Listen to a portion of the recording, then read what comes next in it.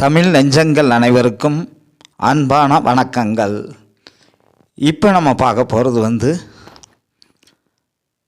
வரும் பாராளுமன்ற தேர்தலில் தமிழகத்தில் திமுக கூட்டணியில் யார் யார், அதிமுக கூட்டணியில் யார் யார், பாஜக கூட்டணியில் யார் யார் அப்படிங்கிறத பற்றி தான் இன்றைக்கி நம்ம பார்க்க போகிறோம். அப்படியே நம்ம சேனலை நீங்கள் இது வரைக்கும் சப்ஸ்கிரைப் பண்ணலைன்னா சப்ஸ்கிரைப் பண்ணுங்கள். இப்போ தான் நம்ம சேனலுக்கு முதன்முறையாக வர்றீங்கன்னாலும் சப்ஸ்கிரைப் பண்ணிவிட்டு பாருங்கள்.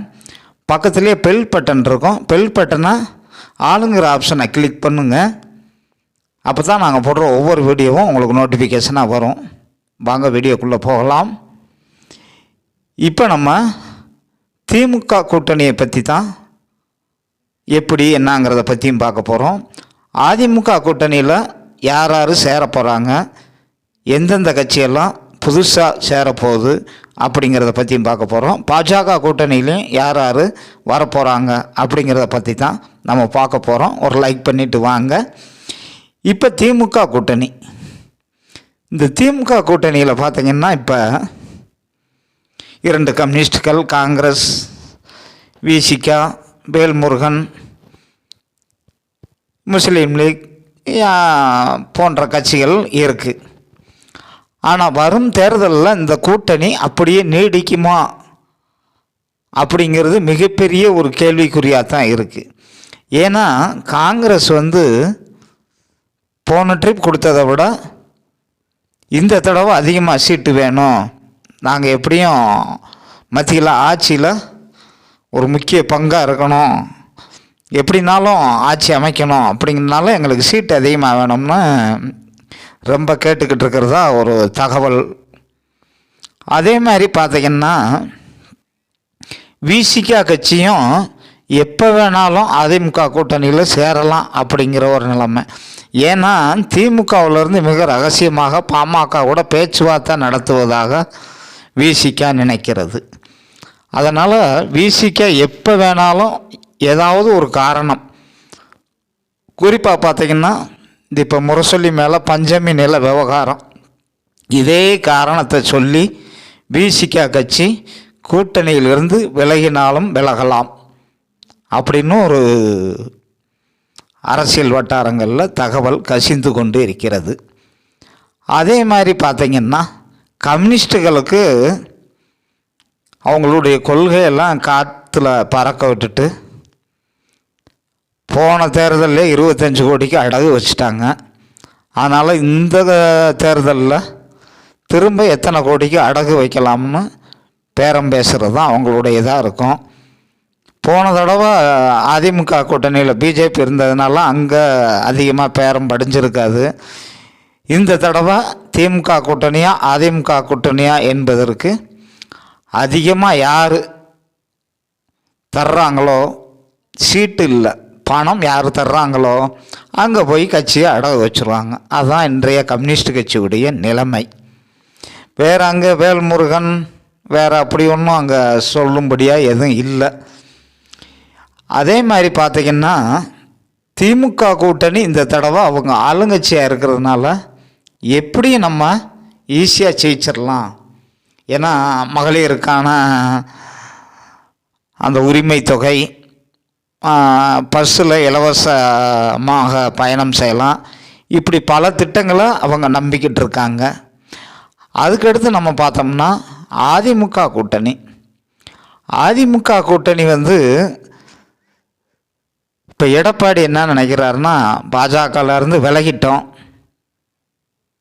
எப்படி நம்ம காங்கிரஸ், கம்யூனிஸ்ட்டு, விசிக, திருமாவளவன் ஆகியோரை எப்படி இழுத்துடணும்னு அவர் மிகப்பெரிய அளவில் பேச்சுவார்த்தை நடத்திக்கிட்டு இருக்கார்.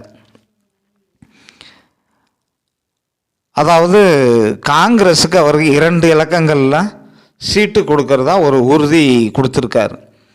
இது இந்த பேச்சுவார்த்தை ஒரு வருஷமாகவே நடந்துக்கிட்டு இருக்கு.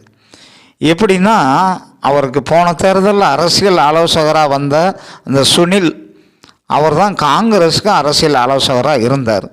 அதனால் எடப்பாடிக்கும் ராகுல் காந்திக்கும் ஒரு வருடமாகவே இந்த பேச்சுவார்த்தை ஓடிக்கிட்டு இருக்கு. இந்த பேச்சுவார்த்தை தெரிஞ்சு தான் ஸ்டாலின் அவர்களும் இந்தி கூட்டணியில் கொஞ்சம் பட்டும் படாமலுமாக போய்கொண்டிருக்கிறார் என்பது தான் தகவல். ஏன்னா காங்கிரஸுக்குனால ஒரு அதிக அளவில் இங்கே வாக்கு வங்கி இருக்காது. இப்போ பாஜகனா பாருங்கள், ஒரு 3% 4%. இப்போ அண்ணாமலை வந்து கொஞ்சம் கூட்டியிருப்பார் அப்படிங்கிற மாதிரி இருக்குது. காங்கிரஸ் இப்போதைக்கு தனித்து நின்று ஒரு ஓட்டு சதவீதத்தை காட்டவே இல்லை. அதனால் அவங்க போகிறத பற்றி கவலை இல்லைங்கிறது தான் ஸ்டாலினுடைய ஒரு தீர்மானம். அதே மாதிரி விசிகாவினால் ஒரு பெரிய அளவில் ஒரு வாக்கு சதவீதம் போய்விட்டது என்று தான் நினைக்கிறது திமுக. அதனால் அதை பற்றியும் கவலை இல்லை. கம்யூனிஸ்ட்டுகளை பற்றி என்ன நினைக்கிறேன், இருந்தால் இருக்கட்டும், போனால் போகட்டும் அப்படிங்கிற மூடில் தான் திமுக இருக்குது.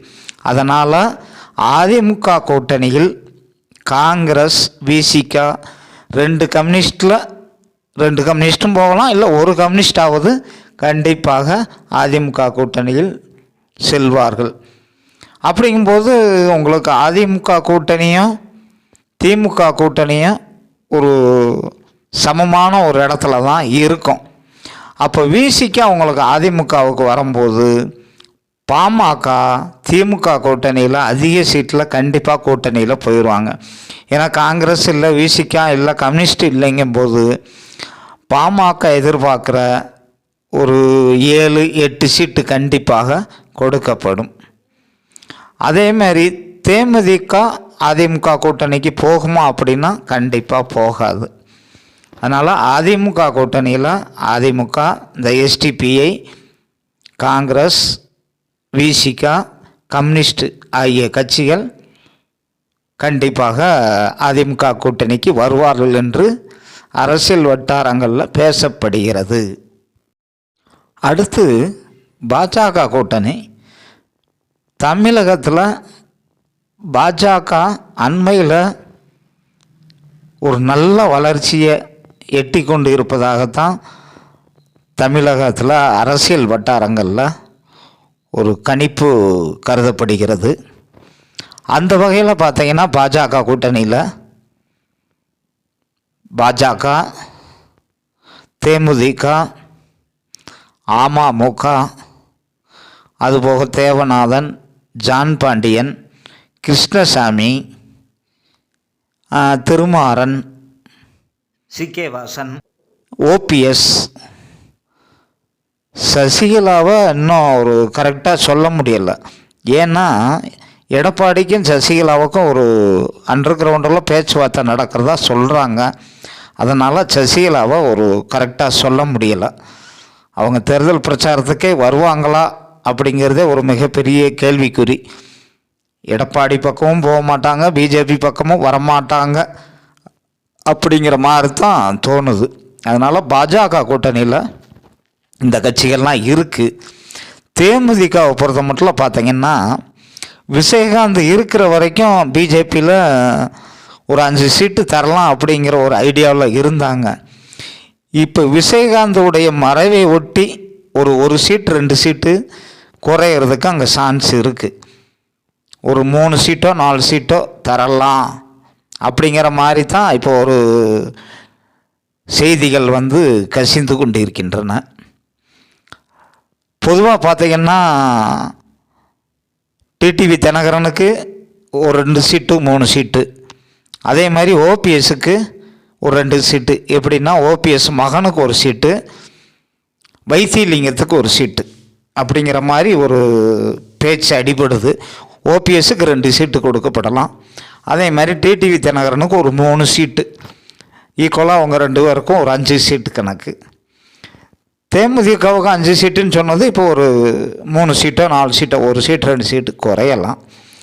அடுத்து பார்த்திங்கன்னா தேவநாதனுக்கு ஒரு சீட்டு, திருமாறனுக்கு ஒரு சீட்டு, கிருஷ்ணசாமிக்கு 1, ஜான் பாண்டியனுக்கு 1, இப்படி தனித்தனியாக ஒவ்வொரு சீட்டு போகலாம் என்று எதிர்பார்க்கப்படுகிறது.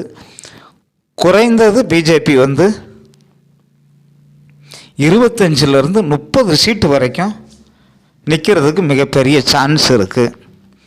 அதாவது மத்திய உளவுத்துறை மூலமாக பிஜேபி கண்டிப்பாக ஒரு 10 சீட்டுக்கு மேலே வெற்றி பெறும் அப்படிங்கிற மாதிரி ஒரு கருத்து சொல்லியிருக்காங்க. அது தேர்தல் வர வர இன்னும் அது அதிகரிக்கலாம் அப்படிங்கிற மாதிரியும் சொல்லியிருக்காங்க. அதனால் களத்தில் இந்த 3 அணி போக சீமான் எந்த கூட்டணி இல்லாமல் நிற்கிறார்.